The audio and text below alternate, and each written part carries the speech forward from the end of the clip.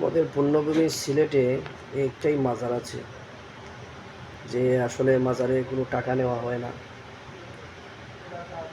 মাজারের কর্তৃপক্ষ বছরে 315 দিনই গরিব অসহায় যারা মানুষ আছে, এই গরিব অসহায় মানুষদের মধ্যে লক্ষ কোটি টাকা বিলিয়ে দেন, যেখানে কোনো শিরিকি বেদাতি কাজ কখনো হয় না। উরুসের নামে নোংরামি গান বাজনা হয় না এই মাজারের মধ্যে, যেখানে উপস্থিত হলে মনের মধ্যে অন্যরকম এক অনুভূতি কাজ করে। এটা যার মাজার, উনার আওলাদরা দুনিয়ার কোনো ক্ষমতার লোভে কোনো নেতার পা চাটেনি। রাসূল সাল্লাল্লাহু আলাইহি ওয়াসাল্লামের উপর আদর্শের উপর সর্বদা অটল এই মাজার। উনি ছিলেন কোরআনের এক অনন্য খাদেম, অসহায় অনাথের বন্ধু। আর সে মাজার হচ্ছে রইসুল কুররা শামসুল উলামা হযরত আল্লামা ফুলতলী সাহেব কিবলা রহমতুল্লাহ আলাইহির মাজার, যেটা ফুলতলী সাহেব বাড়ি, জকিগঞ্জ, সিলেটে অবস্থিত।